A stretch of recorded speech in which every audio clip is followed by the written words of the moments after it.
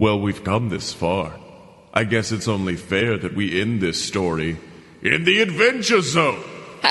Scottye, that's not how we start this podcast. That's not what we're doing here. I mean, it is, but it's not. Wait, so what is this? It's fun fiction.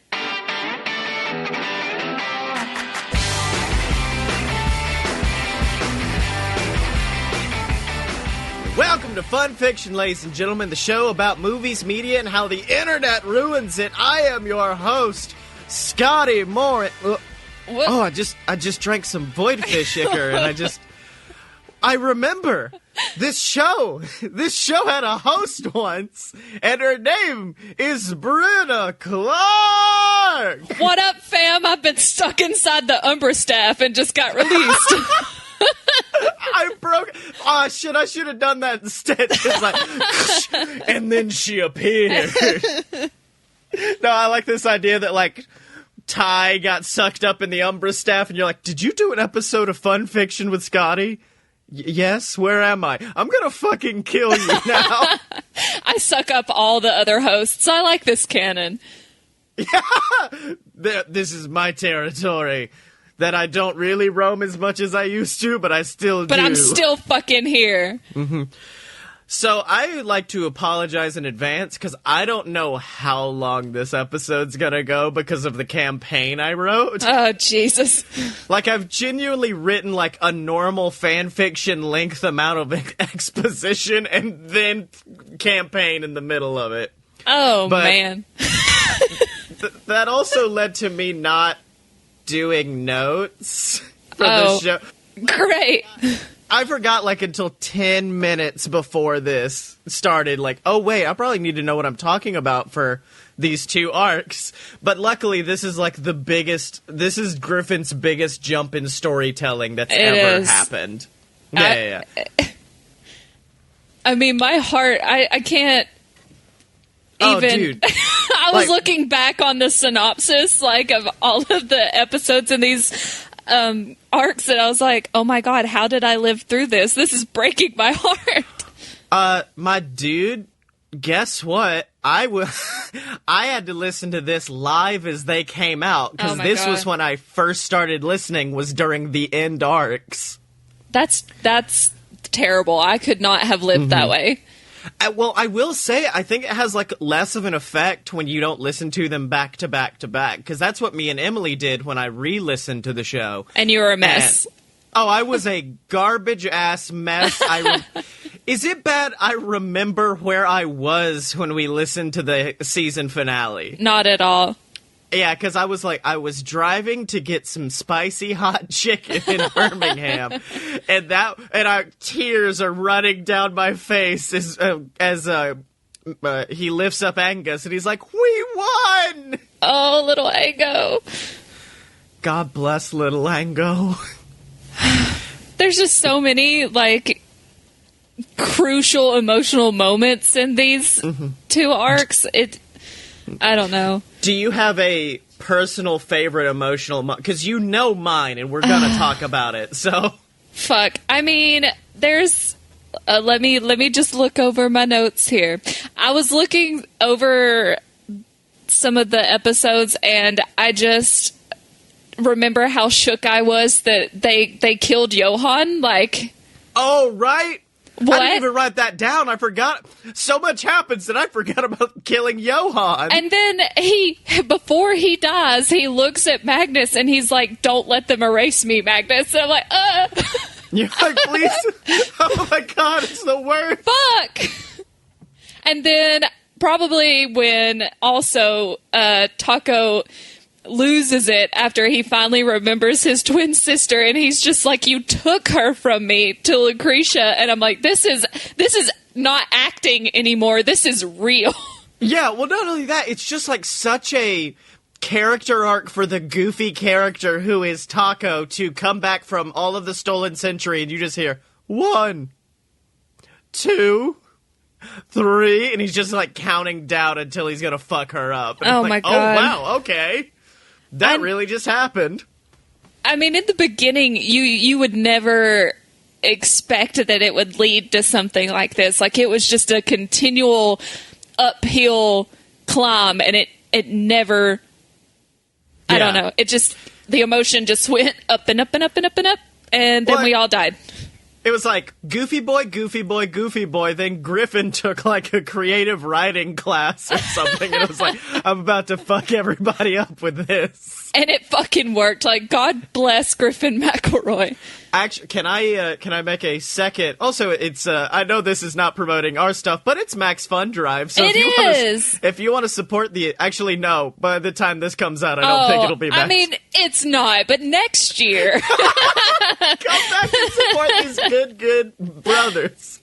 But no, what I was going to say is God bless Justin McElroy for the greatest ad lib in the entire series, which is when he's talking to Barry and they're all forgetting things. Oh my God, stop, no. Yeah. I don't want to talk about that. Quick, Taco, you gotta kill me. You gotta kill me so I don't forget Loop. Who? No. And then you just hear Clint off to the side like, oh, he just did that. And all the cracklies behind it, like, oh my God.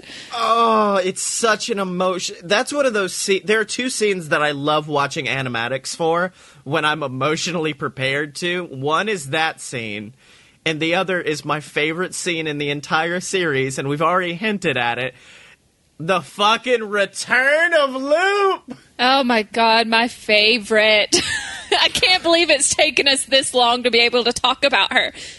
Well, firstly, I can finally reveal what I had to tell you and I had to tell Emily when you guys were like, LUP, what's LUP? I don't understand that. Whole time I'm just like biting my tongue like, oh, it's a corporation that you guys don't know yet. It's just this big deal thing. No, I remember I was looking, I think, for fan art because I'm stupid, and this was early on when I first started listening to it, and I saw something about Loop and Sister, and I was like, what does this mean? And then I was like, should I say something to Scottye or should I not?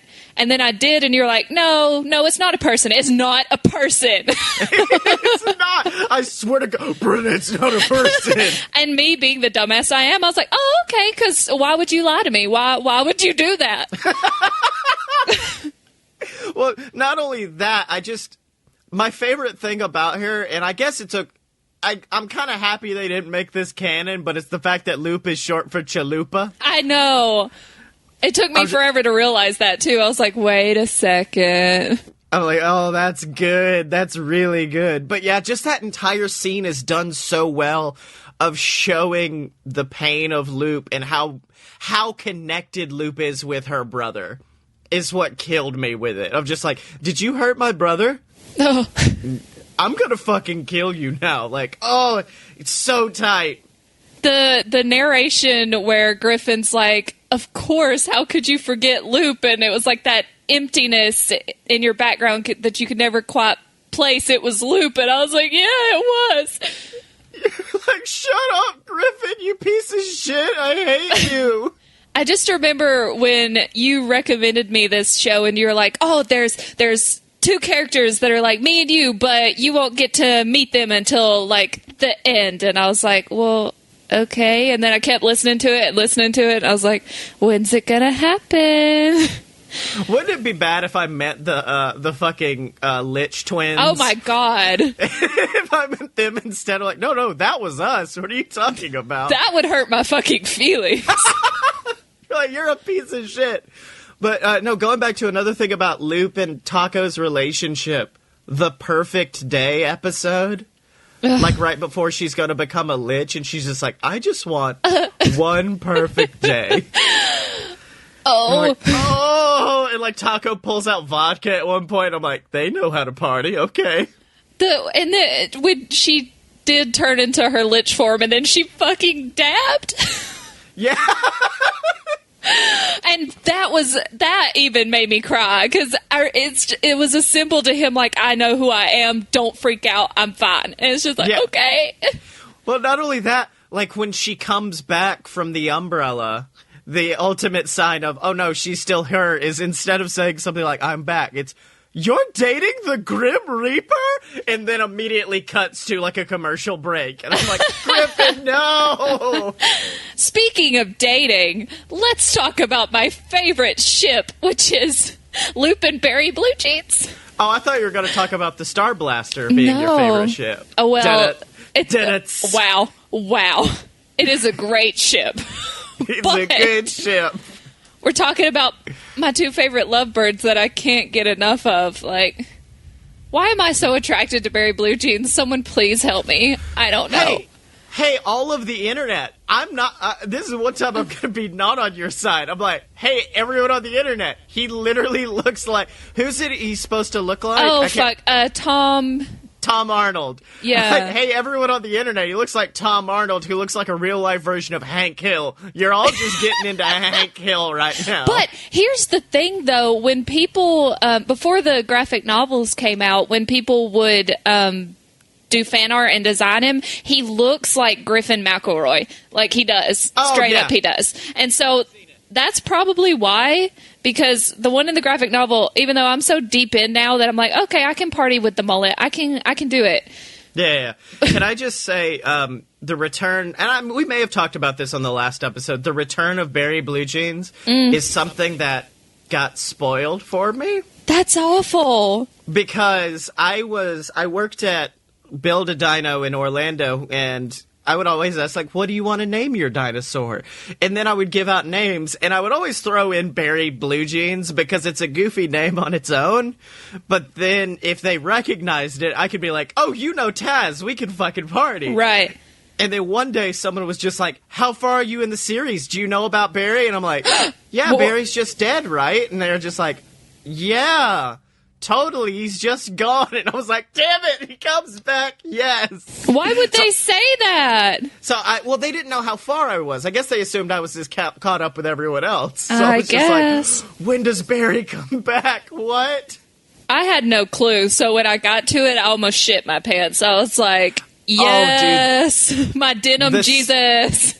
No, the scene where Clint first realizes it, and just starts guffawing openly. He's like, you walk over to a trunk and pull out a pressed white t-shirt, a studded belt, and a pair of the most luxurious blue denim blue jeans. Is the moment I went, yes, God, he's back. Just how resourceful that Griffin is, too. Like, the way that he comes back, and then the way that also Magnus comes back. Right. I don't know, just his brain. I've talked about this before, but I just want to dissect him and see what's going on in there, because there's something unearthly in there. This is something I realized earlier, and this is going to get into some, like, nerdy, weird game development talk, but, like, if you're making a video game, you always want to introduce something to somebody in controlled conditions before giving it to them in, like, real battle conditions. Right. Like, you always want to give it to where it'd be easy to jump over the thing, or you can run away before it attacks you and you'll be safe. I feel like Griffin did that a lot with this series, like with the pod that birthed New Magnus. It kind of gives you this idea of just like, oh, that's kind of weird that exists in that universe. And Griffin's like, okay, we've all established this can happen. All right, Barry Blue Jeans is here in one of them. Exactly. And then there was another one. It was the Lich twins in previous. He's introducing that concept so we all understand, like, oh, liches exist in this universe, so people can exist in this world, and if they go too long, they might turn out crazy. And he's like, Barry Blue Jeans a fucking lich. It's like, Griffin, stop! I swear, he was playing the longest, like, mind game. Because all these things, I just don't know how you take all these seemingly random things and connect them to other things. Because you know when they started playing this and, like, they had Davenport being, like, a Pokemon butler. Pokemon butler Davenport! You know that he wasn't sitting there thinking, well, the reason that he can only say Davenport is because he's so fucked up over losing his memories. And it's like, how do you do that, Griffin? Well, I feel like that was a happy coincidence. I feel like that was one where Griffin had it all planned out, and then it was like, oh, Davenport can be there, and then like, I feel like Griffin had the epiphany of, oh my God, he can't only say his name because that's all he remembers. Oh my God, that makes me... I'm just going to cry this whole time that we're recording this, so...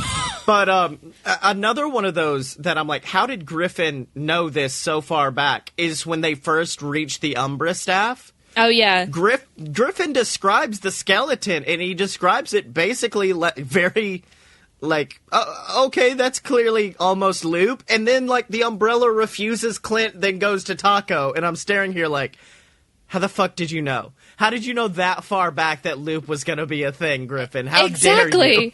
Something is up with him. He's an alien. I don't know what it is. I mean, I love him, and God bless Griffin McElroy, but, like, what are you?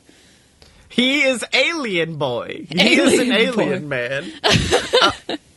I will say, my favorite thing about Stolen Century is, yes, it had some emotional-ass moments, like the perfect day and then the forgetting the memories, but also, it was basically Griffin being like, I'm going to give y'all a shit ton of scenarios, and we're going to see how many goofs we can make before we destroy the audience's soul with the finale.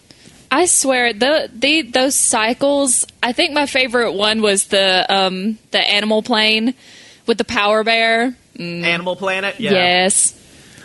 With me, I've got two. And once again, I remember far too many of the places I was when I listened to these. I really enjoyed and I don't think it was a sports-based planet, but the planet where I think it's Magnus takes over coaching like a little league sports team.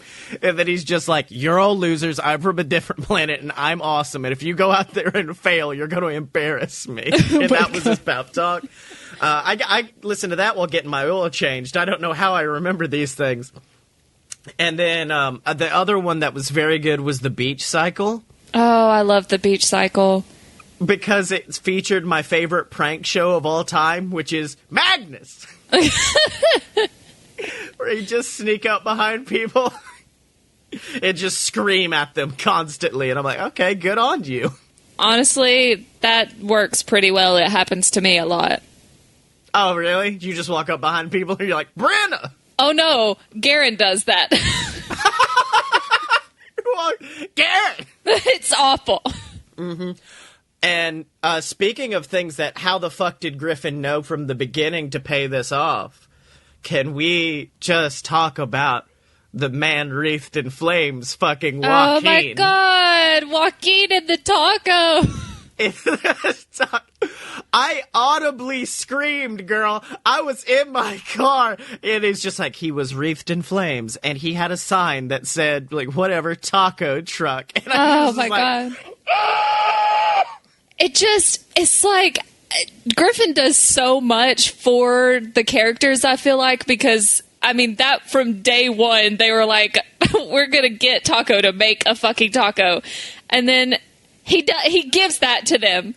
Yo, not only that, they say, I feel like whenever he actually gets all the ingredients to the taco, it'll be like whatever. It'll be like the ultimate weapon that helps us defeat the enemy. And I'm exactly. Like, oh, shit. God bless. That's all I can say. He sets you up for the perfect surprise because, like, the first 3 arcs, they play in the taco space a little bit of like, oh, yeah, I guess I'll give you sour cream. Yeah. And then they forget about it for a very long time. And then Griffin's like, taco truck. And I went, yes! He's such a good brother, I swear to God. He's such a smart man. It scares me because then I see him on other shows where he's just the dumbest man and he's crunching on a banana. You know, I saw a gif of that and I was like, this is cursed. And I closed out the Twitter app. No, I went to a Podcon, which, oh shit, I guess we should talk about that, because I walked beside Griffin McElroy and my body froze. Oh my god, I would have passed out. Like, all I heard was, yeah, thanks man, that's a good one. And then he walks by me, and then starts he's alone? No one's talking to him. He's going up an escalator, and my body is unable to follow him. I'm just like, it's the Griff boy. It's Griff man. If it was Travis, I would have, like, ran behind him. And vomited profusely. Well, yeah, that goes without saying. I would have trailed vomit like a slug, but I still would have caught up to him. I felt, okay, no, you're going to get mad because I did pass Travis, too. It's okay. I mean... But the thing with Travis is I feel like I'd much more, and we've talked about this, I'd more be willing to run up to Travis than Griffin. Yeah. But Travis was rushing somewhere. He had BB next to him, so I also got to see a baby McElroy, which made me happy. I don't know what they look like. Oh, wait. Well, that's actually on purpose, I believe. I know, but I was listening to trends like these, and Travis was like, yeah, I don't put pictures of my baby because, like, she needs to give her approval. And I'm like, oh, that's really smart. I'm still got to put pictures of my baby when she comes out everywhere, yeah. But still.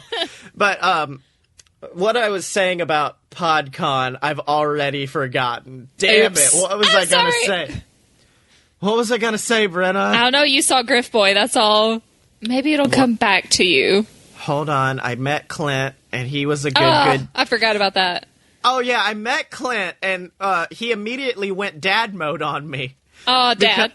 Because this was when I had, like, a really janky, broken iPhone with, like, the screen cracked. And so I made the joke, like, careful, don't cut yourself on the glass. He takes it back, and he's like, well, you need to get you a new phone. This isn't safe. Oh, Daddy. What's wrong? I'm like, Daddy, thank you, Daddy.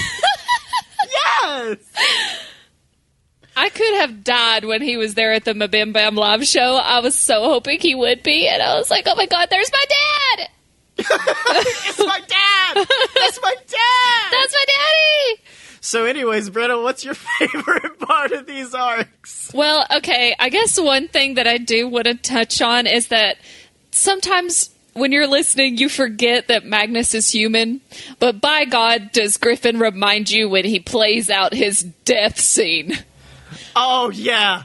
It's so bad. It's the worst thing on the planet. And especially when Magnus is your favorite character like me, like all of his unaging friends by his bedside, and then when he does pass, he sees Julia again.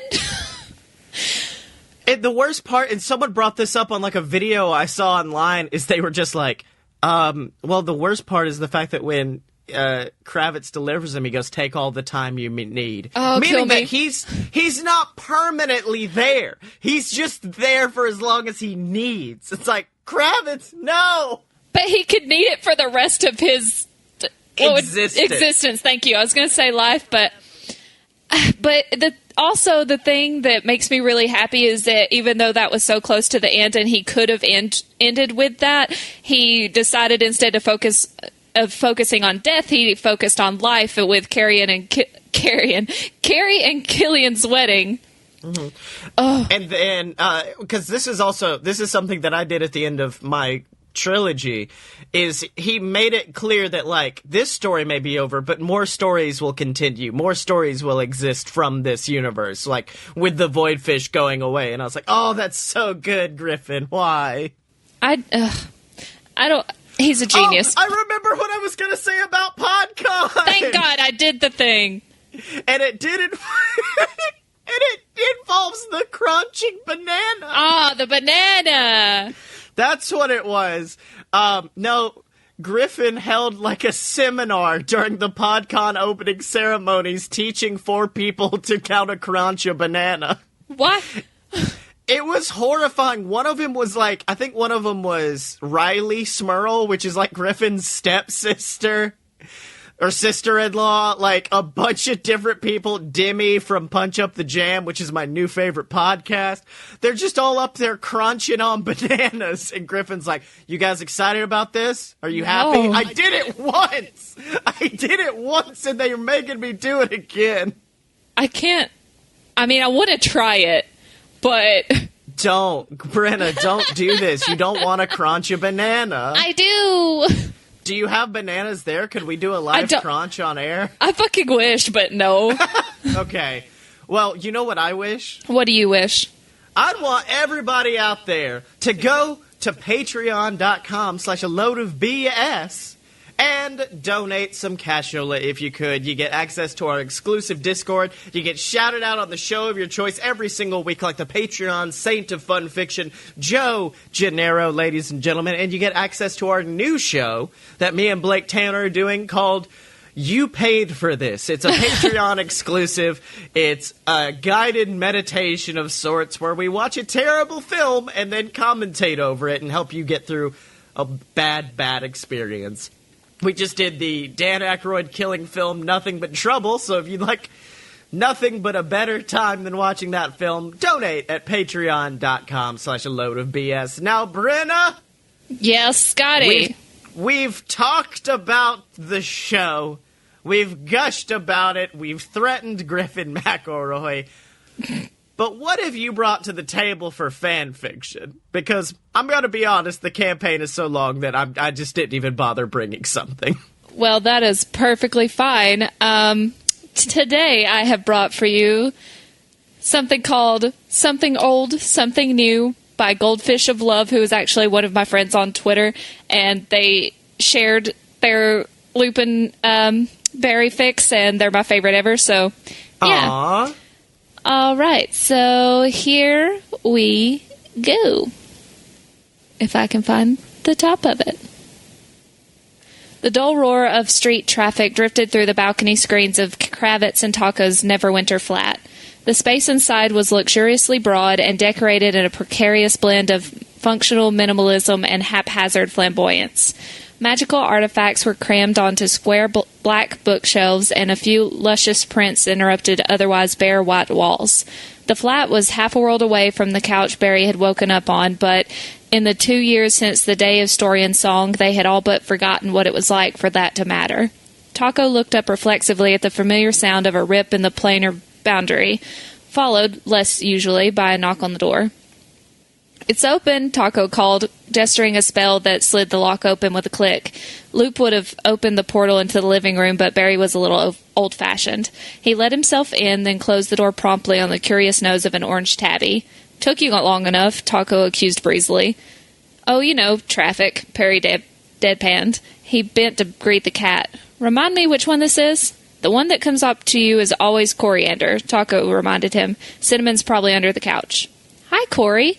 The cat sniffed Barry's proffered knuckle, head-butted him once, and then wandered away. Barry rolled up his sleeves as he straightened. "Okay, where do you want me?" Taco eyed him. "At the sink washing up, and then I've got some onions here that aren't in enough pieces." Barry rinsed the cat hair off his hands and went to work. They caught each other up as they cooked. Taco started out bragging about the progress of the amazing school of magic, but quickly got sidetracked onto the gossip about Lord Sterling he'd picked up from backstage before a recent interview. Barry related the story of a particularly lucrative bounty, the weeks of planning that had gone into the ambush and eventual capture. "So, this ritual she's been preparing for years basically blows up in her face, and instead of a demon, there's the three of us." "She must have been fucking terrified," Taco remarked. "Here, open this." "Oh yeah." Barry took the bottle of wine, opened a drawer for a corkscrew, and bumped it closed again with his hip. "She did a decent job of not showing it, which I respect, but Loop and I had her minions down before Krav was even finished reading the charges. It was over, and she knew it." "Hell yeah." Taco turned the heat off under a saucepan and smoothly pulled 2 wine glasses down from the cupboard in one hand. Barry poured, and after a cursory clink, Taco paused and held his glass. "To success. Cheers. Yours too." "Well, I meant mine, obviously." Taco drank. Barry laughed and followed suit. When their bellies were full and their plates were empty, they took the bottle out onto the balcony. It was just about sunset as they settled into folding chairs, and Taco stretched his legs out to prop them on the railing. "Can I ask you a personal question?" he asked nonchalantly. "History suggests that you can, yes." Barry took a sip of his wine. "You ever gonna pop the question to my sister?" Barry choked. He set his glass down heavily as he coughed and sputtered. "Couldn't resist," Taco said. "You understand." "I'd have expected no less," Barry replied weakly. He dabbed at his sweater with a napkin. "Serious question, though." Barry huffed out a long breath. Geez, Taco, I don't know.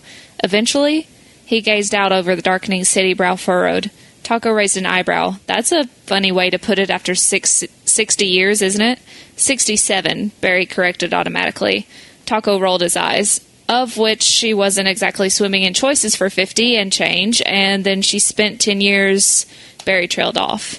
Taco was no more interested in talking about that than Barry was. "And then you were right back together again when she got back." "Yeah, but it's not really the same thing now, is it?"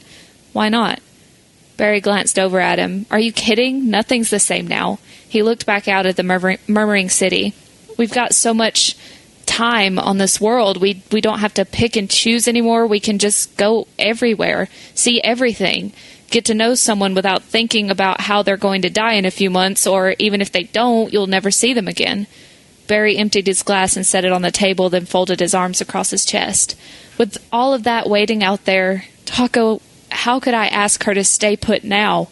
For the first time in 100 and whatever years, she doesn't have to. She can go anywhere. She can have anyone, anything that she wants.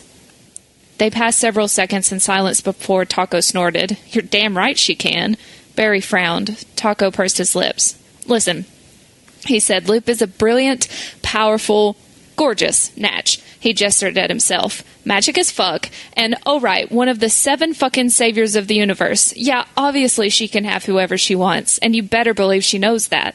He watched Barry, waiting for the pin to drop, but the man just looked resigned. Taco gave an exasperated sigh. And she wakes up every morning next to you, doofus. Barry blinked. What, do you think you tricked her somehow? Taco asked. Fat chance you pulling one over on old Loop. You think she's not sure what she wants from you after 100 years? She's seen a lot already, my man. Way more than you and almost as much as me. She knows what's out there, maybe not in every single corner of this world, but a hell of a lot of places that could just as well have been. Which, I'm not saying there's nothing cool in all that. You remember a couple months ago when she ran off to spar with the fire salamanders on that volcano. Barry groaned and nodded. She'd gotten back a week later, scorched, exhausted, and cackling with glee.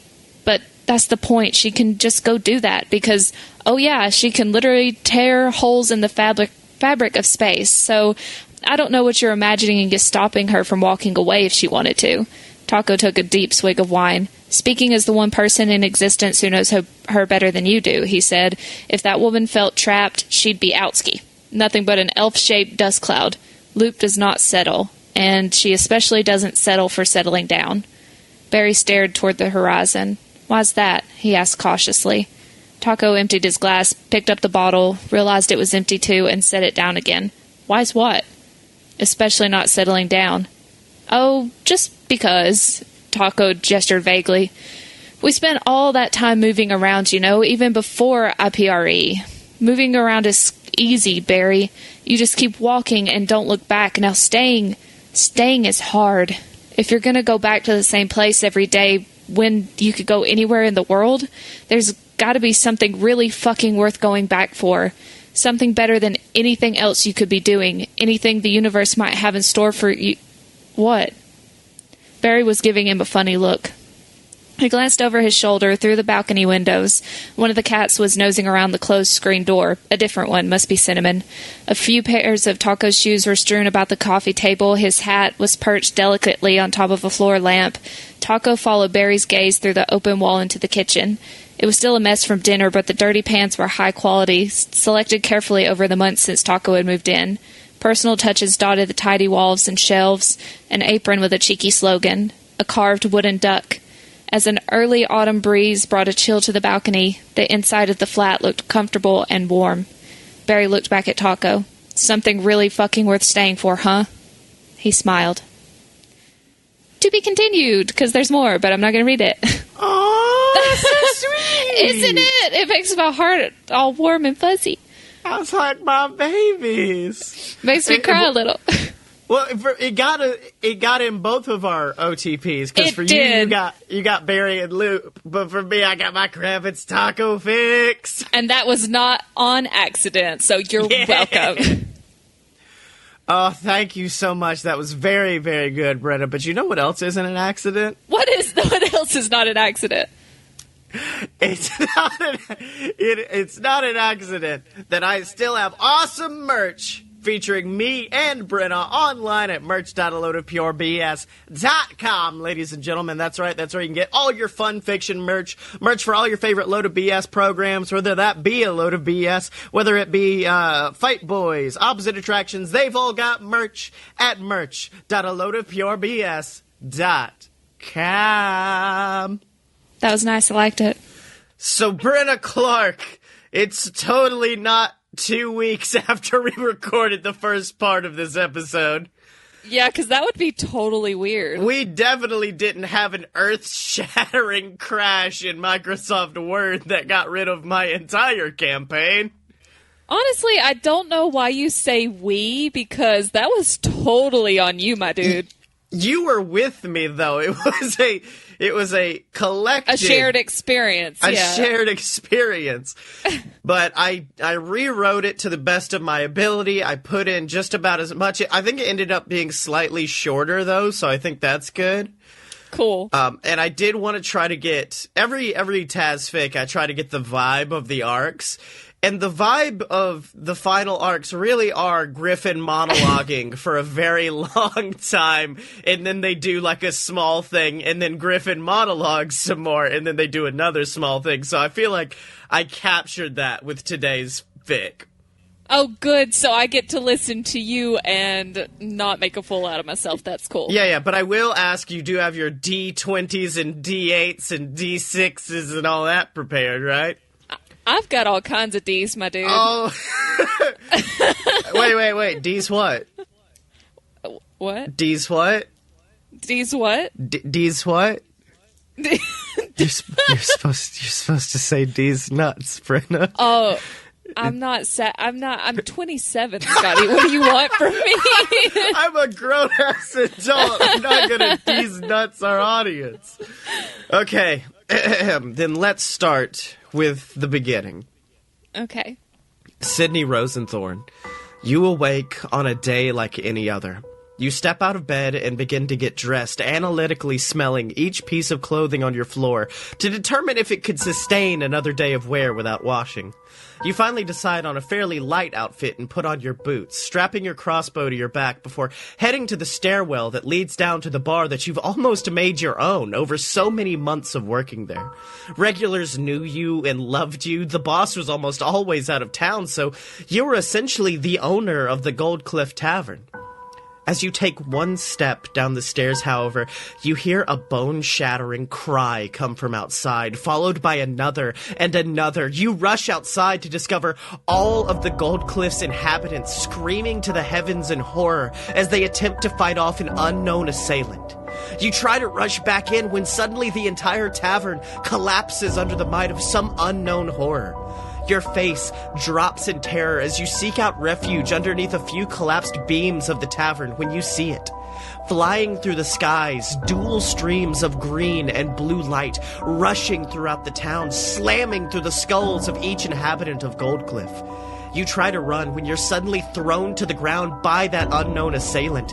And every time you try to stand, you feel pressure against your chest, shoving you to the ground when suddenly that green beam of light rushes into your skull, and the light grows brighter, and suddenly, Sydney, you learn the most beautifully impossible story.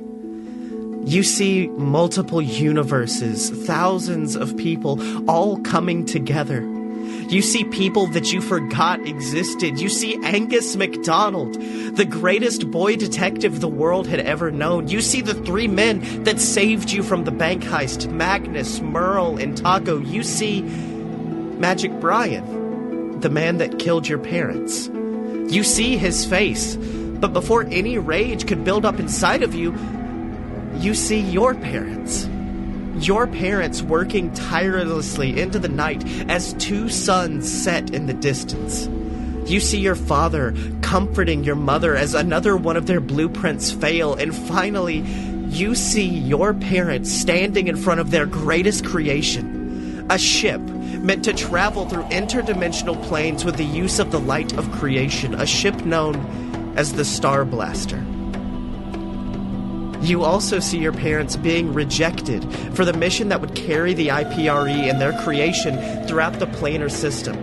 Your parents were too valuable on their home planet. Their abilities to combine the arts of magic and science were unparalleled, and they refused to let them go on such a dangerous mission.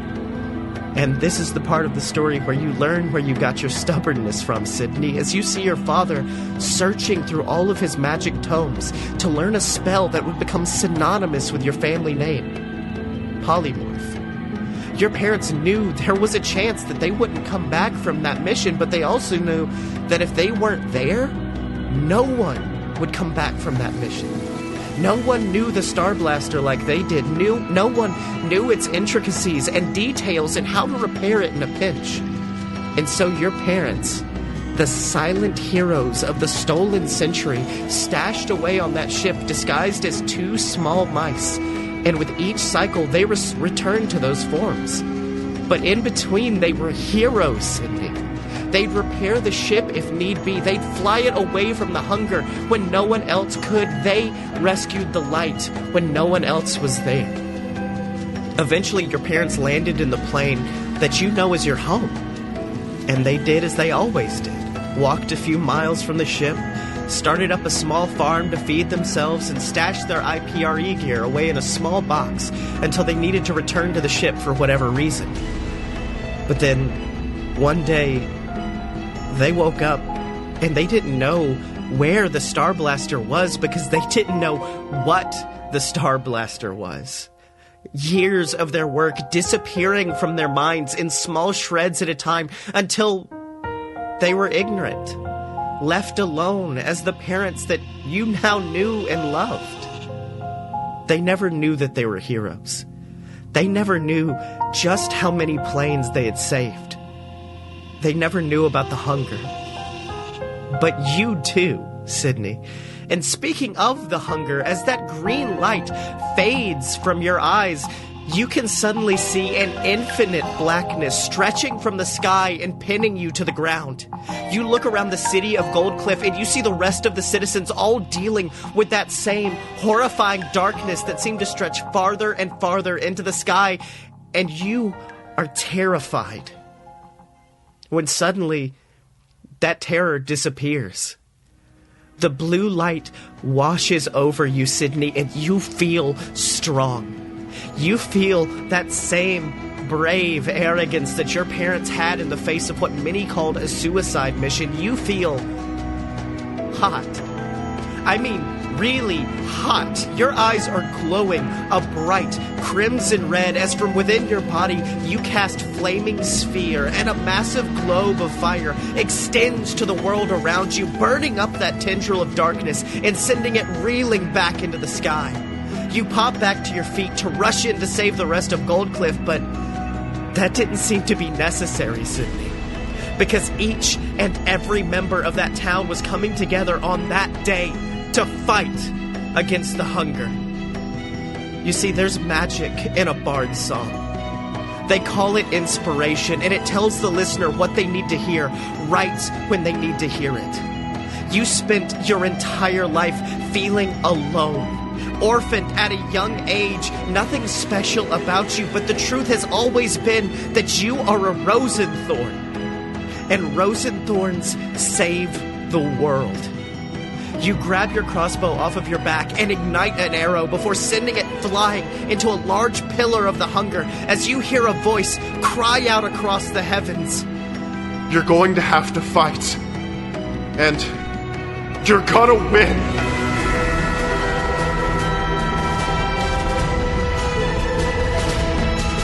And as you continue this battle, Sydney, something keeps coming back to you. One moment crystallized in your memory from your parents' 100-year mission. And it's your mother's IPRE gear stashed away in a box in a place that you know all too well.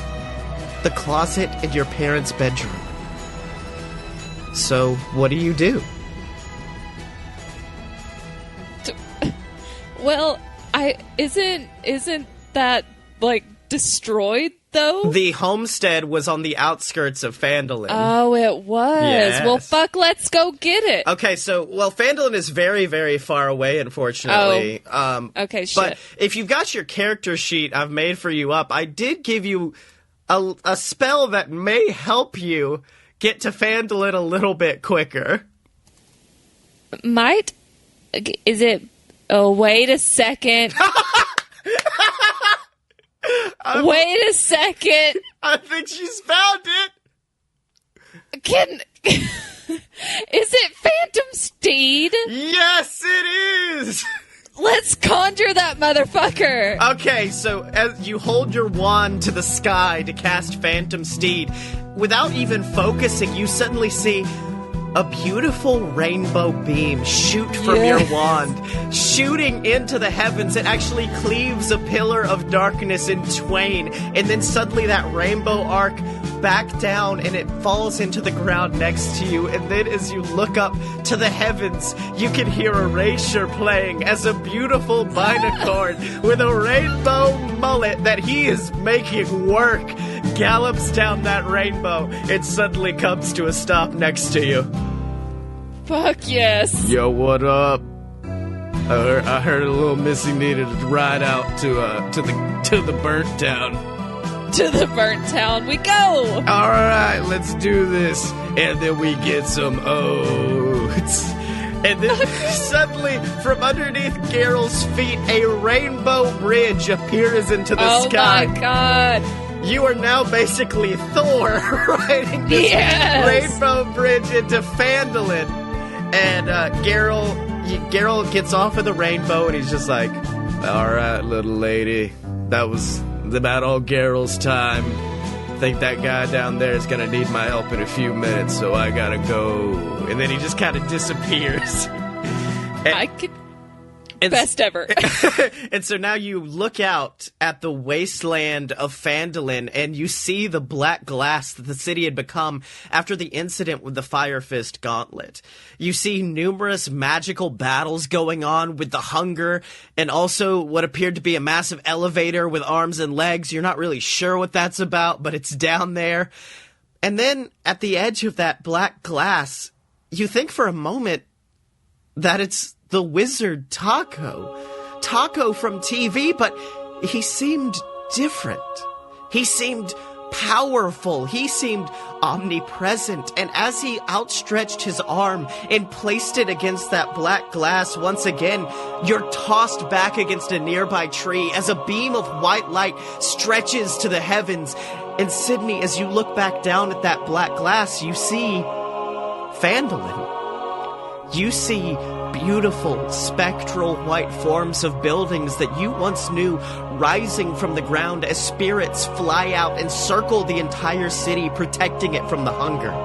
You see the theater, you see the school, you see Phandalin, your home, returning back before your very eyes, and as you look down, you see one more casualty of that day so many months back. It's your wand. You realize that this tree, this spot, this is where you swore off magic, but not anymore. As the broken bits of wand slowly float towards you in that same beautiful spectral energy repairing itself, and as you grab it, you feel that same power that Taco must have possessed flowing through your veins. And then you are suddenly tossed to the ground. Yeah, of course. And as you look up, you see a tendril of the Hunger poised, ready to destroy you. You try to cast a spell with your wand, but it's too late. It rushes towards you when suddenly it's cleft in twain. You look up to discover a man with a large battle axe fighting back against the tendril, protecting you from its evil. You slowly make your way to your feet to discover Garen, your old friend from school. What do? Stand the fuck up and fight with him. Oh, no, you don't have to worry about that. He's already, fighting back against it. Like, don't worry, I've got him! Let's hug this motherfucker if we've got time for that. All right, so you rush towards Garen and embrace him in this amazing hug, and then he pulls away and looks into your eyes and says, well, hey, kid, how you doing? I'm not sure why I'm talking like a grown-up. Exactly. What's up with that? I don't know. It's just ever since I've been out here working in Phandalin, it's done a lot to my body. I now have the body of a 50-year-old man, I guess. That's unfortunate. And honestly, all joking aside, I'm really sorry that I didn't come back to help you sooner. Yeah, that wasn't the best, but, yeah. You know, ever since we've kind of formed our own little, well, I guess it's a resistance now down here. It's us, a couple of kids from school. I don't know. I guess I should apologize, actually, because we did kind of take up residence in your old home, so I hope that's cool. I mean, I get it. So Garen leads you to his base, essentially the base of the resistance against the Hunger. They were originally just back trying to repair Phandalin back to its old form, but of course, as you can see, that's not exactly going well. So he leads you to your childhood home, the Rosenthorn homestead, and as you walk in, you notice that it doesn't seem to be exactly full of adults. This seems more like kids that you went to school with, people you remember walking through the halls, some of them enemies, some of them friends, but then they throw something at your feet.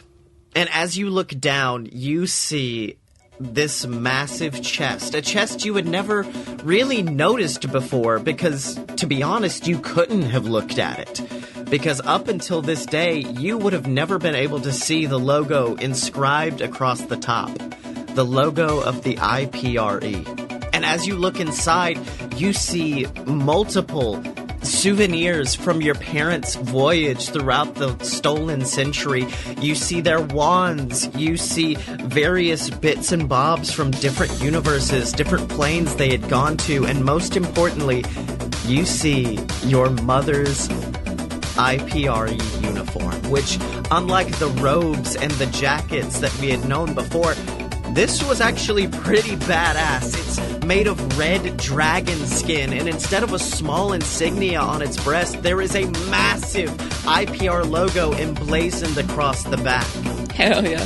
And so you take out the vest and you put it on, which, also, if you look on your character sheet, I did give you a dragon scale, I guess, vest, just kind of like chainmail, so you do have added armor class thanks to that. Fuck yeah. And so after that, Garen's taking you around to try to introduce you to all of the people, reintroduce you to some of your old classmates, when suddenly a massive black spike shoots through the roof of the building. It starts to crumble around you, and as you all rush outside, you notice an army that the Hunger has sent to destroy you, and various classmates of yours shoot off into different directions to fight.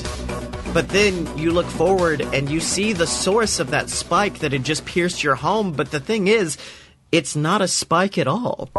It's a leg belonging to a massive black spider shooting across the sky, and from underneath him, the Hunger forms a few other bodies you may be familiar with, that of Magic Brian and his wife. So they stare at you, or at least the version of them that the Hunger seem to conjure up are staring at you. You are face to face with your parents' killers for the first time. What do? Fight like hell. Okay. I thought we were gonna have like a fun, like, riff-off kind of thing between us, you know, but it's okay. It's okay. You know, you kill my wife, I kill your parents. It's all right. Tit for tat. Yeah, okay. Well, I guess we're gonna skip the pleasantries and fun villain banter. It's now time to roll for the thing. Yeah. Roll for go. Roll for go. 17. All right. Well, you automatically beat Brian because he got like a 6. Cool. Magic Brian, not Spider Brian. And you said you had a 17. 17. Okay, well, unfortunately, Lady Brian also rolled a 17. So I'll give you advantage, though. Okay. All right, and finally, Brian with a Y got a 2. Okay, awesome. The villains team is doing amazing so far. So, Brenna, I will give you the floor for battle. Let's do Burning Hands. All right, who are you going to be attacking with them burning hands of yours? I'm going to say Magic Brian's wife because she's directly after me, so. Oh, shit, okay. She's like, I'm gonna kill you again. Or try to. All right, what does burning hands do? As you hold your hands with thumbs touching and fingers spread, a thin sheet of flames shoots forth from your outstretched fingertips. Each creature in a 15-foot cone must make a dexterity saving throw. A creature takes 3d6 fire damage on a failed save or half as much damage on a successful save. All right, dexterity saving throw. I totally know what that is.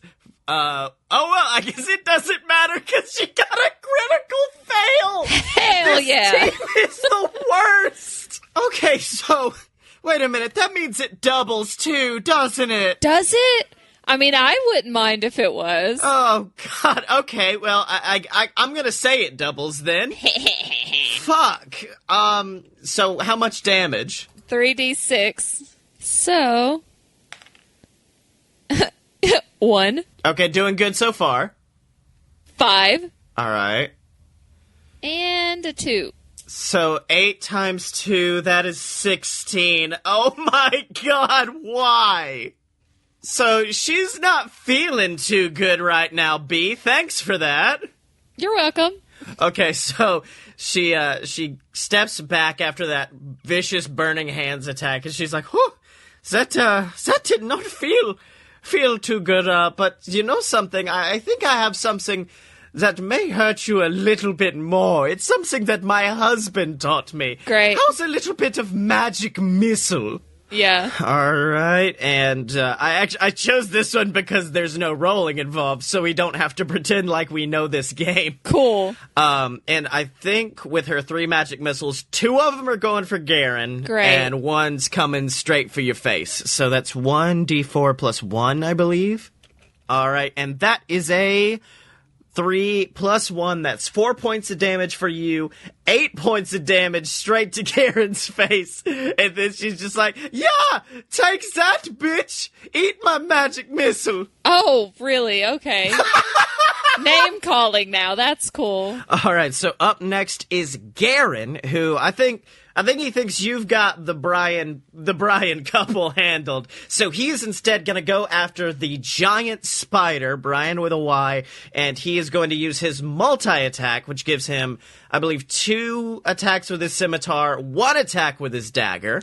Damn. Yeah, boy, got strength. And he rolls a 13 against the spider's armor class, which I guess is just how strong that boy's skin is, and it does not beat the spider. Garen, no!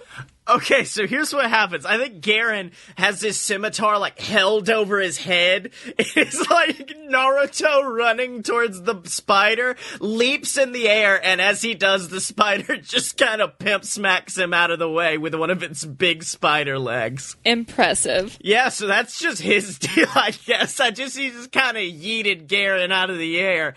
And I'm gonna say he lands near Magic Brian, who is up next. And Magic Brian's gonna take, I guess, his stick, his spider stick, and just kind of bop Garen on the head with it like a nun in a movie. Oh my God. And Magic Brian rolls a 6. Okay, great. So apparently my dice are just terrible tonight. I love your dice. They're my favorite. Yeah, good point. Okay, so finally we now have the big giant spider. I'm going to assume basically Garen saw the whack from the stick coming and just kind of rolled out of the way and finds himself in front of the spider. And the big wait a minute. Oh my God. Oh shit! He could just full on Spider-Man and, like, web him up. We have been down this webbing road and I don't like it. So, I guess the giant spider is now pissed at Garen for trying to attack him with a scimitar. It is just gonna shoot some web at him. Fine. Alright, and now it's... Alright, let's see how Giant Spider rolls it. Damn it! My dice are the worst! Yes. That's my second critical fail. Okay.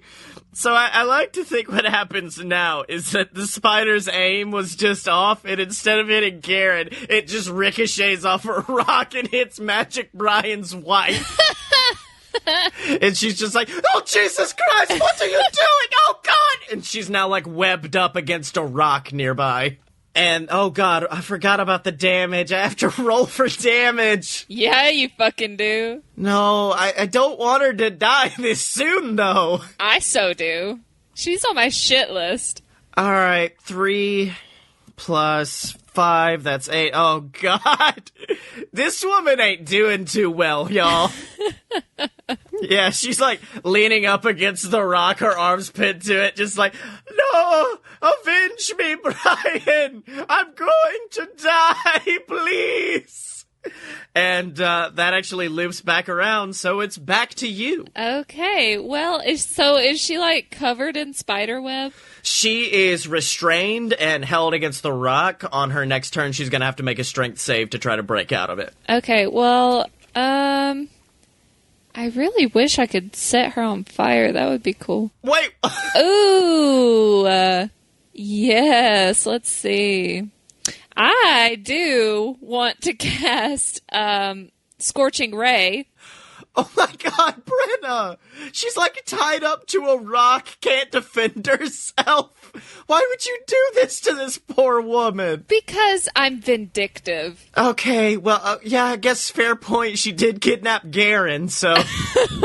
I built up this whole thing to be like, finally, she can get closure and defeat the man who killed her parents. Meanwhile, you're just like, no, y'all took my man! I'm gonna get your ass! We'll get there. We'll get there. Okay, so Scorching Ray, you make 3 rays of fire that you can aim at anyone within range, and you can aim at one target or several. Yeah. So, can I maybe 2 at her and then 1 at the spider?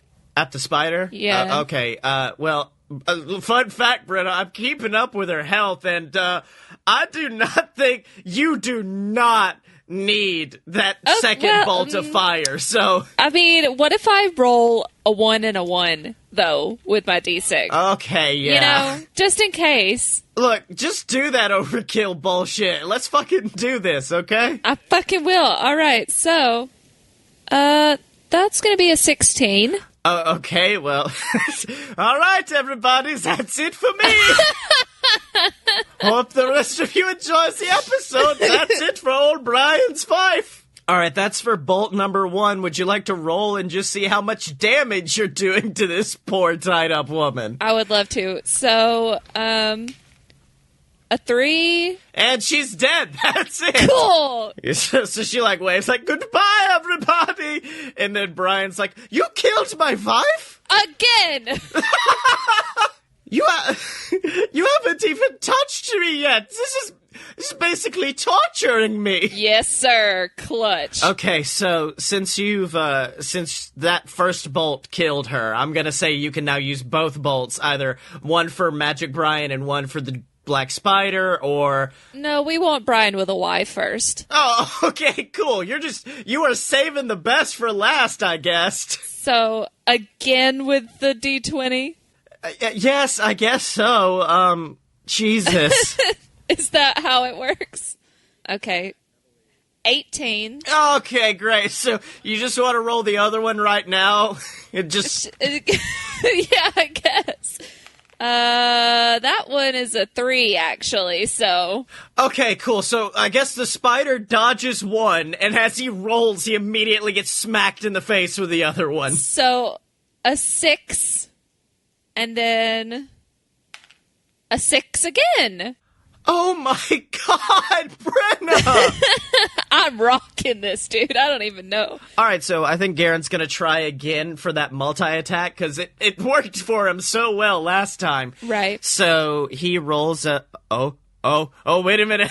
I think Garen actually does something useful. Thank God. He does! He made it!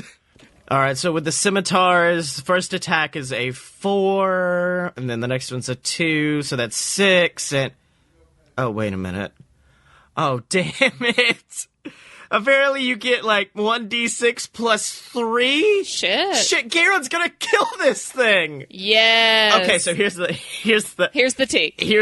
Here's what happens. Garen rushes the giant spider, scimitars one of its legs. It's now, like, hobbling, trying its best to stay up. Then Garen scimitars the other leg, runs towards it, kick flips off of its head, and then digs his dagger into the side, and you like a pirate in a movie going down the sail. Yes. He just drags his dagger through the body of the spider as he loops down to the ground, and now it's just Magic Brian, I guess, who's like, well, I guess I'd be lying if I said that wasn't pretty dope. So, what, we gonna call this one off, or? I don't fucking think so. Okay, fine. And then I almost went full Magic Brian in my description. He then looks towards Garen and holds out a finger as he casts Suggestion. No. Yes, he does. And I'm about to look up what Suggestion does. No. Okay, Suggestion. Let's see. You suggest a course of activity limited to a sentence or two and magically influence a creature you can see within range that can hear and understand you. And as for Magic Brian, I believe he has just one course of activity. It's not even a sentence, and that is kill her.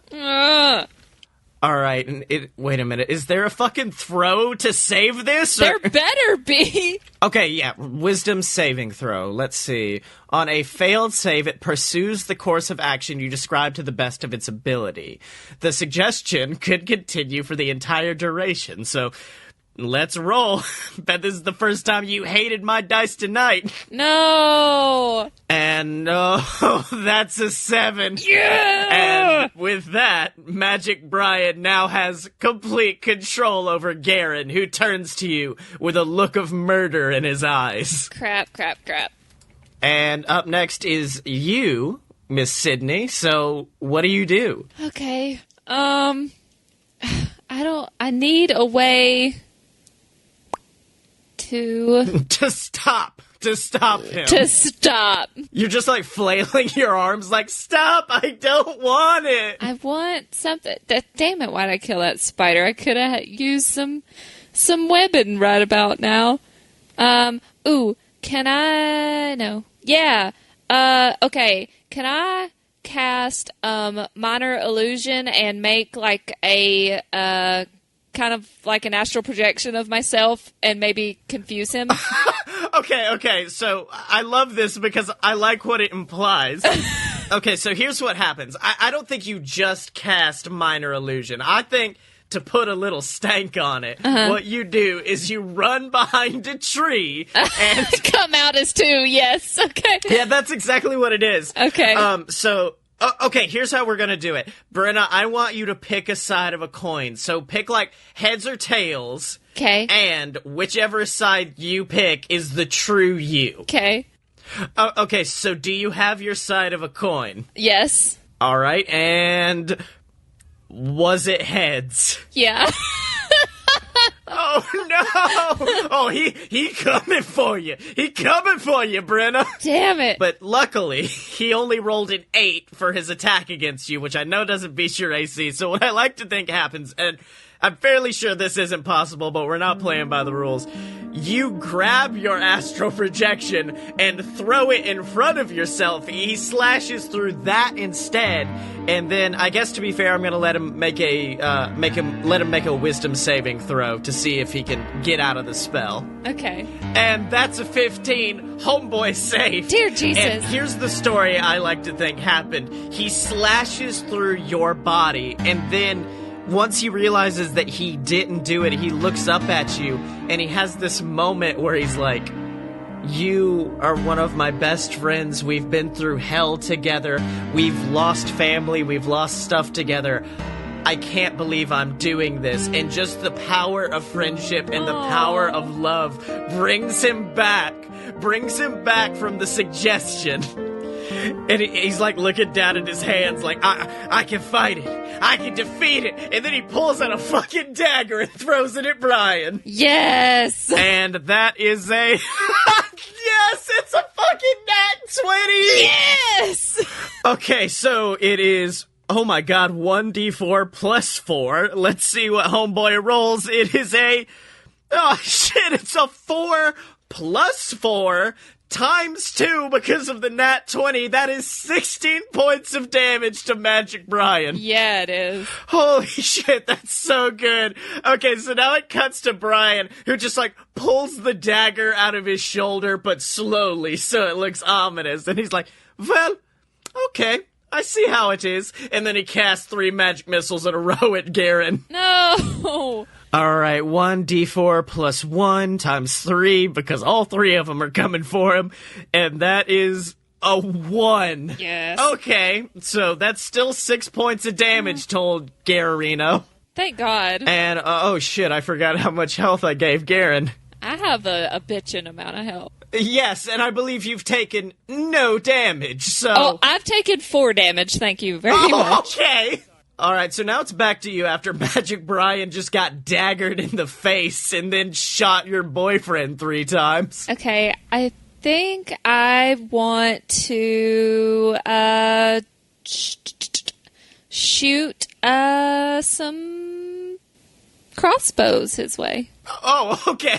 So despite the whole wand thing, you're like, fuck magic, I'm shooting this guy. Yeah, it's not getting the job done, so... Alright, so that is a ranged D8 plus 2 damage, I believe. So roll to see if you can beat his AC.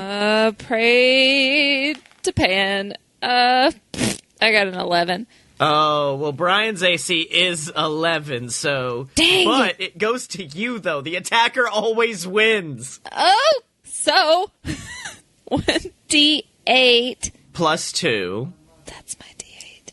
Okay. I sound like Clint right now. Like, I got a 5. So... plus 2. Alright, so that's 7 points to Magic Brian, and then Garen, who's been doing good with the daggers, just decides to whip out his other dagger and fling it at Magic Brian. You two are just winging shit at this cat from like 15 yards away, and he rolls a 13, so it definitely beats, and the damage is 8. So... At this point, now, Magic Brian, I think what happened is he got the arrow in one shoulder and then the dagger in the other shoulder. He falls backwards on the ground in pain, and he looks up and he's just like, well, it may not have been a long run, but it was a good run. I have so many regrets, you know? It's just, you know, this whole black spider thing, it was never really me. I mean... I was never really into spiders. I was more into something else. And with that, you see as his entire body turns back into that black, almost rainbow-like darkness that the hunger is made out of, and it slowly morphs and changes as it floats into the sky. Then you see 2 massive black wings sprout from its sides as from its back a large stinger shoots out and it roars to the sky, because you may have saved against it last time, but Brenna, you're fighting a wyvern. Oh no, Scottye! That was the best thing I've ever done, and you're gonna make me go back and undo it. And so the wyvern sails into the sky, silhouettes itself against the sun. It would actually look pretty dope if it wasn't about to murder you. And he goes, that's it. This is over. Also, I apparently still have this voice because I don't know. And then he rushes towards Garen to do a multi-attack that he rolls a... Oh, that's a 16. No. So he starts with his claws and just grabs Garen by the shoulders and digs his claws into him as he tackles him to the ground, and he takes... Oh, no. Oh, I forgot how powerful he is. I'm sorry. You're not. So he takes 2d8 plus 4, and that's 6. Altogether 16 points. And so he's now got Garen knocked to the ground, and then he digs his stinger into his neck. Oh. And so then he... Alright, and from the stinger he takes 6. Another 16 points of damage. So that's now 32 points overall, and he has to make a Constitution saving throw or else he's poisoned. Good God. Yeah, the wyvern's a little bit OP, I've realized. So, let's see, does Garen succeed? Yeah, no, he doesn't. And oh my God. You are trying to kill me. He takes 7d6 damage. No. So that is 4, 2, 3, 6. Okay, so here's what happens. I don't need to keep rolling. You see the stinger enter his body, and you watch as the veins in Garen's face slowly begin to turn black, and his eyes turn this ominous black as his body is frozen in place, and he has been effectively poisoned and taken out of the battle as the wyvern flies back into the sky after claiming its first victim.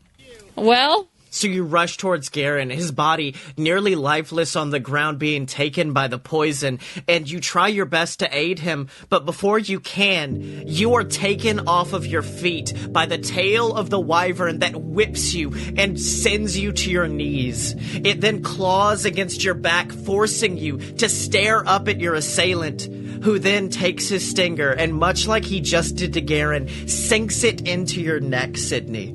And you feel this horrifying burning sensation as it enters through your veins. Every ounce of your body seems to be on fire as this bright white light begins to fill your eyes. But then suddenly you feel something changing within you, something morphing. And that's why I'm going to need you to roll a d8. Okay. That's a 7. Yes! Oh my god, yes, this is the best possible outcome! So, Sydney, what happens is you feel your body suddenly begin to change and morph in ways that you never truly thought were possible. You'd never felt something like this, save for one time. About a year or so ago, when you were in a classroom here in Phandalin, attempting to learn true polymorph. And on that day, you failed, but on this day, Sydney, you feel the true power of polymorph as you feel your entire skull begin to elongate, your body growing and stretching up to the heavens, your arms shrinking into your sides as a massive tail sprouts from your end. And if you'll look in our chat, I've sent you a character sheet because you're gonna need to know what to do. Oh no. As a fucking Tyrannosaurus Rex. I knew it! I knew it! I had like a list of 8 different guys, 8 different possibilities, and I just threw T-Rex on there like, there's no way it'll happen, and then it did. Oh my god.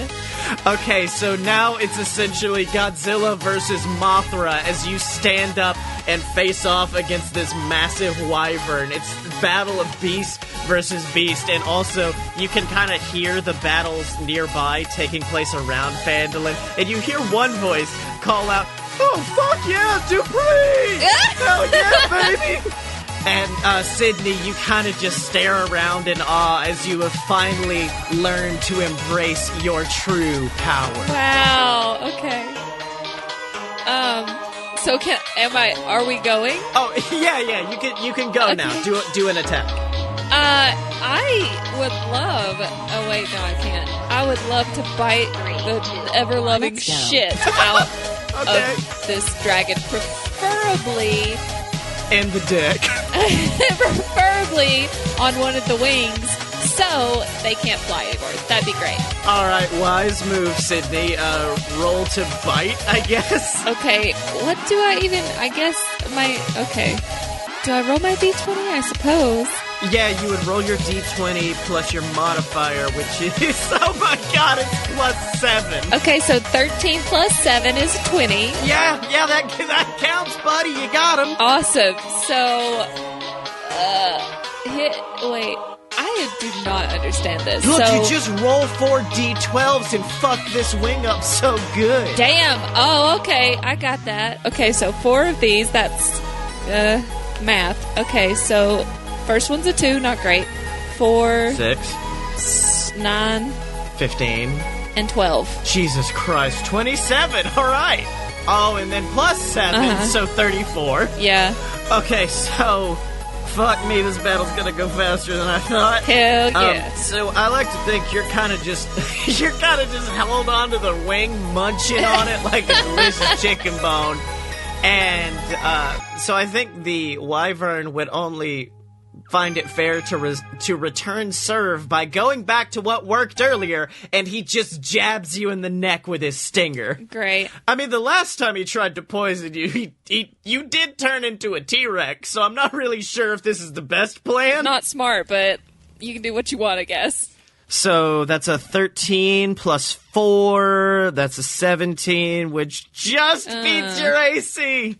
All right, so that's 2d6 plus 4. So that's a 1, 6. That'd be 11 points of damage. Yeah, all right. Oh, but one more second. I'm not done yet. And then you feel as he starts trying to pump the poison into your veins. Great, okay. Which is why I'm now going to need you to make a Constitution saving roll. That'll be a 19, my dude. Oh, that passes! Okay, so here's what I think happens. I think the T-Rex lets go from biting the wing and then just kind of like flexes his muscles so hard that it shoots the stinger out of his neck. He's just like crying to the heavens, like, no! But you will still take half as much damage of 7d6s, which I'm too lazy to do right now, so I'm just gonna call it like 12. Sure. All right, and now it's back to you, and the wyvern, I guess he's like, whatever like the flying version of limping is, that's what he's doing, is he's trying to get away. Just like, you kind of suck. Let's try another bite to the other wing. Oh no, why would you do this to me? This is sadistic. I want some yum yum dragon wings, okay? With some yum yum buffalo sauce. Someone hand me my garlic parmesan. Is that like your badass final blow line before you kill him? No, shit, no. Get me my garlic parmesan. I'm about to chow down on these bone-in dragon wings. All right, roll to see if you dig in once again. Got a 15 this time. Oh, okay, yeah, that hits. Okay, so back to that D12, I suppose. 4 of them. Okay. So 9. All right. 2. That'd be 11. And a 10. 21. Another 10. 31 fucking points. Jesus. Oh, plus 7. Oh, good. Plus 7, so 38. Great. Okay, so now the wyvern's like pissed. He's just like, fuck you! And he tries like rushing you, but since both of his wings are clipped, he's kind of just running on his hind legs at you. And he goes for a multi-attack, which he rolls a 15 against your AC, which I believe beats. It does. All right, and so he starts off with a bite because he's just like, you bit me so many times, it's my turn now. And he gets 2d6 plus 2, so that is a 6, a 2, so 12. And now he's going to play with his favorite toy, his stinger. That fucking stinger. Let's see, 4, 5 plus 4, so that's 13 points of damage from the stinger. And if you could make another Constitution saving roll for me. 15. Jesus Christ, Brenna! Okay, so this time I like to think that it's not even like hitting you. It's not injecting into you. It just grazes your side and then you tail whip him away. Like, bitch, what you doing? Get away from me. All right, Brenna. You got all your powers, you got all your abilities, and you've got a giant wyvern with 2 crippled wings in front of you. What are you doing? I think I want to bitch slap him with my tail. That's what I want to do. What do we do on that? That's a 10. Yeah, but you do get 7 added. Oh. Yeah, so that hits. 17 does hit.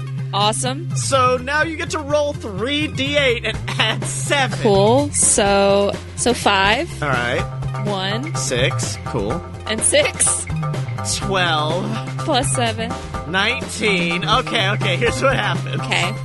So I like to think when you slapped him with the tail last time after the stinger, he kind of fell and now is just furious, and you watch as the darkness, the hunger fills in the spots in the wings that you had bitten out, and it soars up into the skies and then rushes you with all of its force, its stinger held out fury in its eyes, and then you just turn around and bitch slap it out of the sky. Yeah. He flies off into the sunset, and as he does, you just hear, "Looks like Team Rocket's blasting away." And Brenna, you have solved my wyvern puzzle. Again. So, as you return back to Earth after defeating Magic Brian, as you return to your human form, you are no longer a giant T-Rex. Sure. You look over and you see Garen, and you see those black veins on his face slowly receding, and the color begins to come back to him as he sits up and looks around really confused. And then he looks over and he sees you, and he goes, "Did we win?" And before you can answer, you look down and you see this bright white light in your chest. And you look over and you see one in Garen. And as you look out across the battlefield, all of the fighters seem to have this white light coming out of their bodies as it slowly turns into a thread. A thread that flies up into the air. You see your and Garen's intermingling, flying into the skies. And then you see all of the threads, all of them coming together in that one beautiful moment. All of you together coming across to fight the hunger. The threads breaking apart the tendrils and sending them flying back to the earth. And that's when you realize that this was never about you. This was never about your parents. This wasn't about Taco or Merle or Magnus. This was about all of us, Sydney. All of us came together in that moment with our bonds to destroy the hunger, because that's all we can truly do to fight that hunger, is to come together. You see the white threads of all of humanity weaving a beautiful tapestry across the skies, fighting back against the hunger and saving the world. More and more threads tied to yours, threads that you never thought you had, until the sky is this beautiful, blinding white light that fights away the hunger. And Sydney, you smile because you did it. You and the rest of society awaken a few moments later to discover, well, nothing. No hunger, no chaos, no battles. It's safe. You slowly make your way back to your feet as you feel a massive force tackle you over, and you look up to see Garen giving you this massive hug, followed by the rest of the Resistance members giving you quick embraces. "Hey, good work, little mama!" A voice calls from behind, and you turn to see Taco, standing there with a massive smile on his face, flanked by the Lich that you know to be his sister Loop. "Look, if I could give you a little advice on the whole polymorph thing, though, you gotta give it a name. Think like Dupree. You know, you gotta think about the branding, honey. Come on. Don't bother her, Taco. She's been through enough." Magnus comments as well as he gives you a small hug. "You did good, kid. Hey, Merle, don't you think you should..." "Oh, yeah, good point." And with that, the cleric known as Merle Highchurch puts a hand against your body, and suddenly all of the damage done to you during the battle was gone. But you still had no home. The tavern was destroyed. Phandalin had returned to being a pile of black glass. You were unsure of what your future was. "Hi there, little Gerblin! You sure did a great job out there!" The new mayor of Refuge, Cassidy, comments as she runs up to you. "You want a job being sheriff? I'll pay you in root beer barrels." Oh my god! That would be amazing. "Well, hell yeah, little Gerblin, I'll see you in a few." And with that, Cassidy runs off into the crowd that's begin to grow around you and Trace Horny Boys. And then you look up to see a massive, dark spectral form floating up besides Taco. He was surprisingly handsome. "Hey, dear, do you mind picking up some..." Oh, no. And Kravitz looks your way, pulling out his scythe and morphing into what you find to be a much less handsome version of his skeletal form. Well, looks like I got one more job to take care of. I don't know. What? Oh, no, I'm not here for you, love.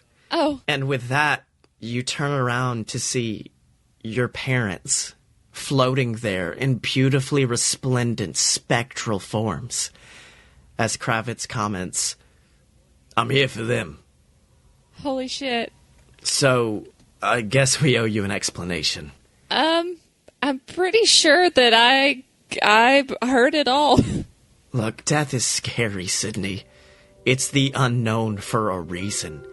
It could be infinite torture, or eternal life, or just nothingness. Your mother and I, we weren't prepared to deal with that. We weren't prepared to leave each other, so when we saw Loop and Barry become liches, we honestly thought it'd be a pretty sweet gig. Oh, so this is your fault then? Oh, I'm sorry. I didn't expect Chippendale Rescue Rangers over here to be on the fucking shit. Look, we're just saying we did this out of fear. We were terrified of what awaited us on the other side, so we hid from it. But then we got a reason besides fear.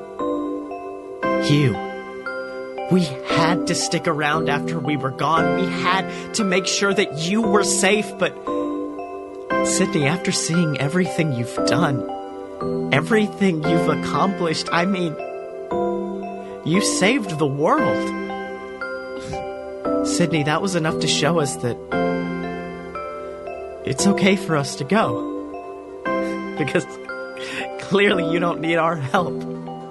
You're already more powerful than your father and I ever were, so just know we'll always love you. And you're going to be amazing. And with that, your father and your mother take each other's hands and they follow Kravitz to the astral plane. Your mom, before she crosses over, looks back and she blows you a small kiss as she travels across. And you look down sniffling when you suddenly feel a small tug at your sleeve. You look over to see Angus MacDonald staring at you with what look to be apologetic eyes. Hello, ma'am. I'm sorry I never got to get back to you on any of my research. I guess my research actually took me over for a while there. I just want to hug the little detective. I just want to hug him. Okay, so you immediately embrace Angus, and he's just kind of like, okay. So, does that mean everything's all right? It does. We're good? Yeah, it doesn't matter now. And then Angus slowly kind of realizes what's happening. He looks up and he sees the bright blue sky with not a shred of darkness within it. He sees the people cheering around him and he says, wait, is it all over? Did we win? And you look out as that crowd surrounds you, and Taco and Magnus and Merle, and they begin cheering, Sydney, and you cheer alongside them as Taco smirks while Magnus hoists Angus up onto his shoulder. Believe it or not, little man, we did. Let him know, kid. Hey, everybody! Johan was right! We won!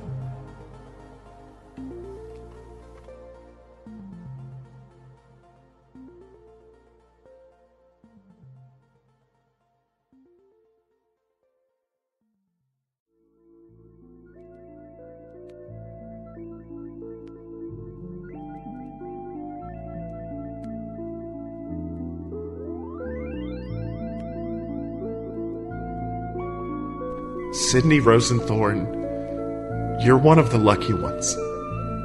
You're one of the very few that get to have their stories told to the world. Like Magnus, like Taco, like Merle. Whether you go on to become a sheriff or go on extreme teen adventures, attend Taco's School of Magic, or even just go on to train dogs with Magnus, never forget how lucky you are. Never forget to make your story one that the world needs to hear. Because everyone has stories, and everyone is the main character in their own story, and, well, it's our job to seek those stories out and spread them to the world. Thank you for giving me a story worth telling. And with that, Sydney looks up to the heavens to see The two voidfish, Junior and Fisher, flying off into the heavens, oft to find another story or another song worth spreading to the world. And Sydney knows that in that infinite storage system, in that infinite galaxy within their bulbs, between the stories about wizards having trouble in school and the story about the time-traveling dream demon, Sydney knows that her story is there too. And she knows that her story matters. And Sydney smiles.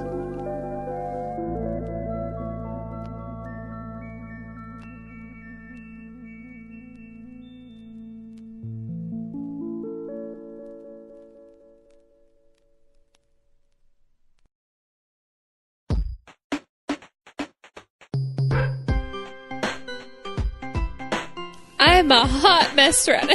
And this has been Fun Fiction, the story of two idiots who D&D. wrote fan fiction so hard they made each other cry. Oh, shit. That was really good. Oh, I'm gonna miss Sydney so hard. I'm gonna miss her too. I am really happy that she got to basically become Taco at one point. I know, fuck. Like, what are the odds?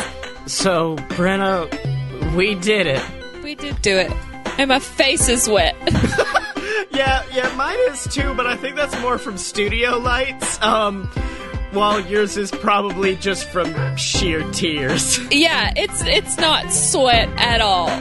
Yeah, but until next time, Brenna, where can people find you on the internet? Well, you can find me on Twitter, where I'm usually also crying at Brennasaur. That's BRENNASAUR. Much like, the T-Rex I played today. I am a dinosaur. Oh my god, that's your T-Rex name! It's Brennasaur! Yes, the Brennasaurus Rex! Love it. And you can find me on Twitter at ScottyMo. That's SCOTTYEMO. You can buy all my books on Amazon. If you enjoy the whole D&D thing, check out my book series Queaselcorp, yes, which is essentially just a big D&D campaign that was put in a book. Which may explain why the first one seems kind of all over the place. It's because they had some really weird roles. So check that out. Check out all the other shows online at aloadofpurebs.com, ladies and gentlemen. And of course, remember to support the show, whether that be by donating to our Patreon, picking up merch, or most importantly, just by leaving us a review on iTunes. Or if you're watching us on YouTube, subscribe to the channel, send us a fan fiction you'd like to have read on the show at aloadofpurebs@gmail.com, ladies and gentlemen. And of course, thank you for all your support. And to Griffin, Travis, Clint, and Justin, thank you for making the Adventure Zone just the most buck wild amazing thing in my and Brenna's life. But until next time, Miss Brenna, stay away from baby Hitler, my dudes. Stay away from the baby T-Rex. Oh, a little T-Rex, though. It's just a little baby T-Rex with a mustache.